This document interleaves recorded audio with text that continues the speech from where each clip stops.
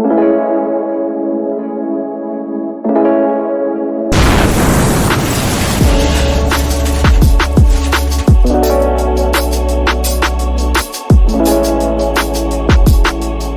up, everybody? Welcome to the Homie Hangout, where we help others move in excellence. And it's official. Rene Enriquez, aka Boxer, aka Mexican Mafia Dropout, law enforcement consultant is what he prefers to be called, is out of prison. So as a lot of you guys know, he was granted parole less than a month ago, really. And I'll get into some of that in a second. But so he's out. This is not his first time walking out of prison, but it's his first time walking out without shackles in a very long time. And so, very brief recap: 81, 82, he winds up going to prison for a deviant offense. We'll call it a gang R, right? And robbery. So 84, 85, he gets pulled into the Mexican Mafia. So he's under 25. He's fairly young at the time. 1989, he paroles from prison. Goes out in the streets, gets involved in a bunch of illicit activities. That same year, he's involved in a couple of murders. 1990, he gets arrested. He pleads out to those two second-degree murders, gets 20 to life, I believe, on each one. And that's it. He goes to the SHU because he's validated Mexican Mafia member. So he hits Pelican Bay in 93 and stays up there. 2002, he winds up debriefing. Right. And he actually debriefed while I was up there, although, different groups and whatnot. Right. And I don't think anybody quite knew at the time that he would become the law enforcement asset that he did. But when he walked away, right, when he flipped in 2002, I don't think anybody in the history of the MMA with as a vast amount of knowledge about the various activities had ever flipped. He said that he provided information on over 70 murders during his initial debriefing, right? So if that's true or not, who knows, right? But nonetheless, he gave up a whole lot of game, and things changed in the Bay. I know some MMA members got their bank accounts frozen, their assets frozen, because he was explaining about how they oversaw drug activities and got proceeds from criminal activity in the streets. They changed some of the stuff about mail. They changed a lot of their policies, how folks moved around. So life looked different for those of us in the SHU program based on this individual flipping and giving up a whole bunch of game. So he winds up in 2004. He's done with being in C12, which is a dropout unit at Pelican Bay. And they shoot him to Lancaster, right? He goes to Lancaster. He hangs out with a bunch of other, folks that have flipped and were down there on the sensitive needs yard. He's shooting dope. He's selling dope. He's doing his thing. And he starts getting some media attention, right? And I think it was all a coordinated campaign personally. I mean, he's doing stuff with American Public Works Radio. And that's when his handler, so to speak, right? This dude, Bosco. My bad, it's this guy, Jeff Basket, not Bosco. I think from the LA Sheriff's Office or one of those agencies gets at him and says, hey, check it out. I'll get you out of Lancaster.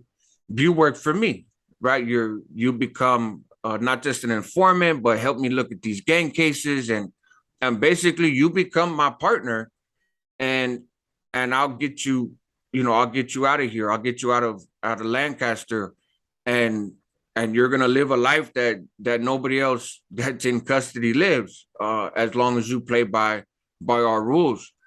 And that was kind of the beginning of the end for a lot of people and a lot of criminal activity. So he leaves Lancaster, goes to some undisclosed jail in LA County.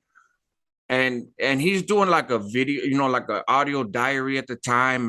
And he's talking about, watching Sopranos and eating ice cream while Tony Soprano's eating ice cream on TV. He has a refrigerator. He has access to a day room 24/7 where he can go and watch TV. So his time, at least from 2007 on, his time in prison was, I believe, unlike time that anybody in the history of the Department of Corrections has done. Now, I don't know the feds and like Sammy the Bull type people, when they flip, who knows what their treatment was. But Rene Enriquez lived a different life. He lived a different life. And certainly there was some strategy there. That's also the first year that he testified in a courthouse down in San Diego.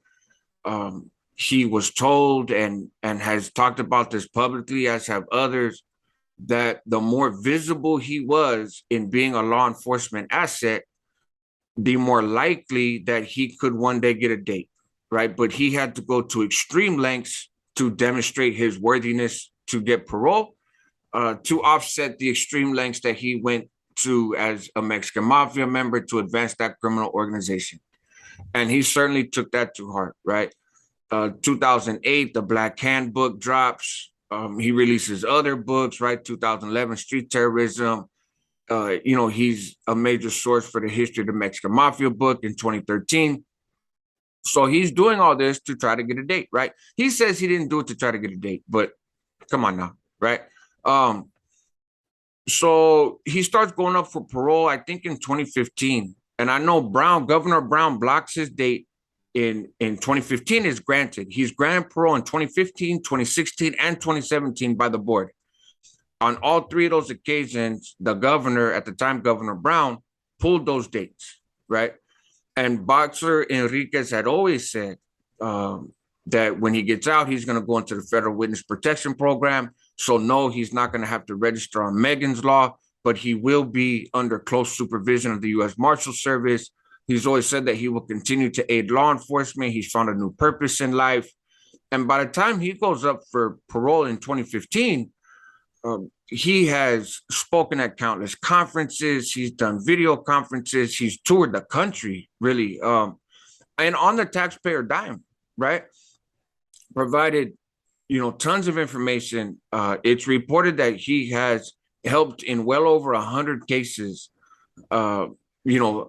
mostly against the Mexican mafia, but also some cases against others. And so he did his work, right? He did his work. So 2017, he gets denied again. 2018, or the governor pulls it again. 2018, that's Gangster Confidential, American Public Works Radio. There's this big media push again, right? And they're bringing up his dropout videos that he did. And there's this other kind of image repair that's being done. And he has the support of a ton of law enforcement, right? Not everybody, but a ton of law enforcement. And for good reason, like that's their homeboy by that point, right? It would appear. And so 2019, Newsom pulls his date, right? He goes up for parole. He gets granted parole again. Newsom pulls it. 2020, he gets granted parole again, and Governor Newsom pulls it. But on that one, an LA County judge overruled Newsom taking his date and said, you know what? You didn't prove that Enriquez is still a danger to society, right? And that's what you have to show in order to justify him not getting a release date when the parole board has granted it, right? So Newsom appealed, right? And then the appellate court came in and they said, we're blocking Enriquez's release pending this appeal, right? So then how does he get out if his release was blocked? Well, because it was blocked based on that 2020 parole board decision, but he still went to board again. That appeal still hasn't been ruled on, right? To the best of my knowledge. But he went back to board, right? And then going back to board, he was also again given a date. And this time, I think because of that pending suit, I think Newsom basically gave up on trying to fight against getting this, against keeping this dude in prison. And because now the courts, already law enforcement's been on his side. The parole board has been on his side for years and years and years. Now even the courts appear to be on his side. And so Newsom kind of passed the buck and said, you know what? Instead of me pulling his date, I'm going to kick it back to the board. And I want a more thorough review of a larger panel to determine. And the decision that larger panel within the parole board makes is then a binding decision, right? And so he kicked it back to them. They voted, of course, they granted his parole, and that's it, man. That's it. From that point on, it was a done deal.